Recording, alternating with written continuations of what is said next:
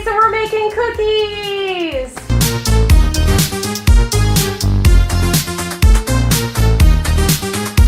So today we're going to make what my mom would call friendship cookies. I don't know if that's really what they're called. I honestly don't remember how she used to make them necessarily, so these could be completely different. So this is how I make my mom's friendship cookies. This cookie recipe, just the dough, can also be used as a base for pretty much any kind of cookie you want to make. Chocolate chip cookies, that's the end of my list. You can make these or chocolate chip cookies. You're gonna need some basic ingredients, the kind of ingredients you need for literally any kind of cookie. You're gonna need your flour, you're gonna need granulated sugar, we're gonna need 2 eggs, we're also going to need 1 cup of butter or 2 sticks of butter. We're gonna need a little bit of baking soda, baking powder, cocoa powder, and a tiny bit of potato starch. I like to put that in to thicken up the batter a little bit. You don't have to. Do what you want. These can be your cookies now. You're gonna eat them, not me. Need an orange, a little bit of salt, vanilla extract. And there's probably something I forgot, in which case it's gonna flash somewhere across the screen as a reminder to you to not forget it. Okay, let's get started.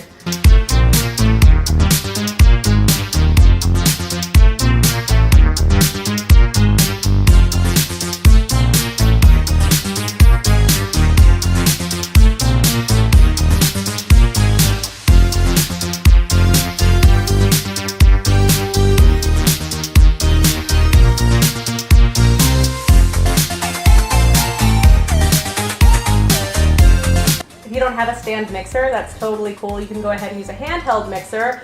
I actually would probably recommend this over the stand mixer for this particular recipe, just because there's a little bit more control, and I don't know, it's how my mommy used to make them. So if you're using a stand mixer, go ahead and put on the flat beater attachment, and we're gonna go ahead and slowly add the softened butter to this on a medium setting, maybe around a 4. Same should go for handheld, just always start low and work your way up as you are mixing the ingredients. Once we get this to the consistency we want, we're going to go ahead and add in the sugar with it. Slowly again, we're going to start with the white sugar and then add in the brown sugar.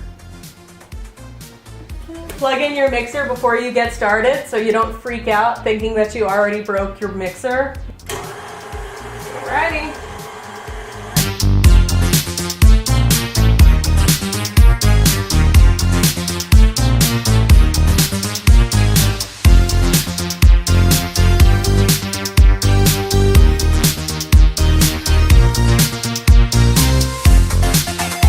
The next thing you're going to want to do is to keep the mixer going, slowly add 2 eggs. Just keep on mixing it until the eggs are well incorporated. We're going to go ahead and pop in the vanilla extract as well.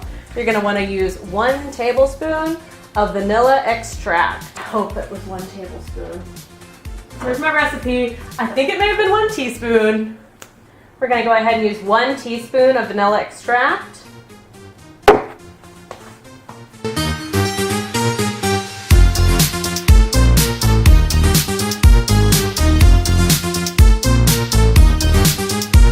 So next what we're going to do is mix our dry ingredients. We've got our wet ingredients all good to go, and they can just chill there for a little bit. We're going to start. I've pre-measured 2½ cups of just regular all-purpose flour over here. If you can sift it before you measure it, that's awesome. If you can't, whatever, that's fine. You're doing great. Okay, we're going to go ahead and just plop that into the bigger mixing bowl. I'm going to go ahead and add in, this is 1 tablespoon of potato starch. So about ½ a tablespoon cocoa powder. So we're going to use ½ a teaspoon each of baking soda and baking powder. Okay, so we're going to need 1 teaspoon of salt. It's a little much. It's a little much. There we go. So just go ahead and give that a quick mix. We're going to go ahead and slowly add this about ½ a cup at a time back into that wet batter mix that we just started over here.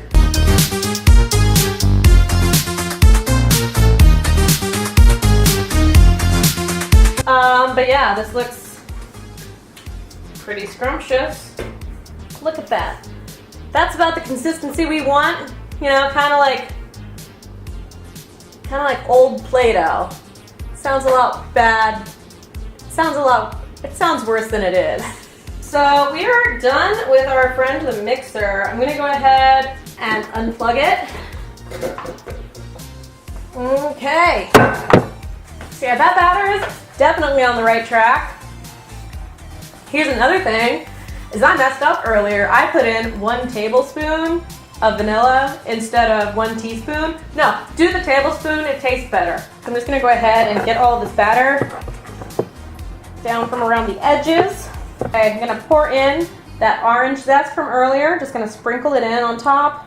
We're gonna mix it in so it gets really good distribution throughout the batter. If you don't have an orange available, or you don't have a zester, or you know, you just want something quicker, you can go ahead and use pure orange extract. I don't. I want the real shit. This is the end, almost. So the last ingredient we're adding in here is some chocolate chips. I've got 3/4 a cup of white chocolate, 3/4 a cup of semi-sweet chocolate chips. We're going to be adding a little bit more chocolate at the end, but we'll get there later. It's fine. So again, just go ahead and fold the chocolate chips in. Try to get the distribution nice and even.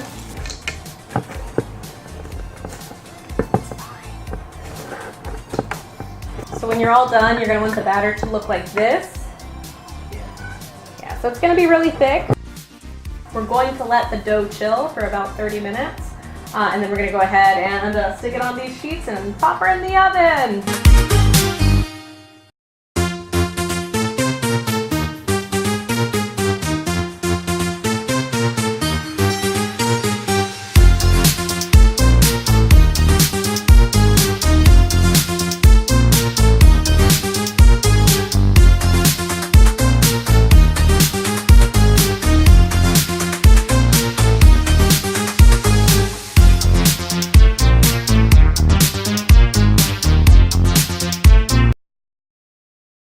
Alright, so to finish these guys off, I just did a quick drizzle of white chocolate and regular chocolate on top. Got some crisscross action going on, and it turned out really nice. So that's going to be it for our friendship cookies. Now all that's left are the friends. Yay! Dig in. So it's the verdict? Yeah, we're good. Tastes like friendship. It does taste like friendship. Well, that's going to be it for this week on Hangry Eyes. We'll see you guys next time. Keep an eye out on the protagproject.com for more awesome things. Bye!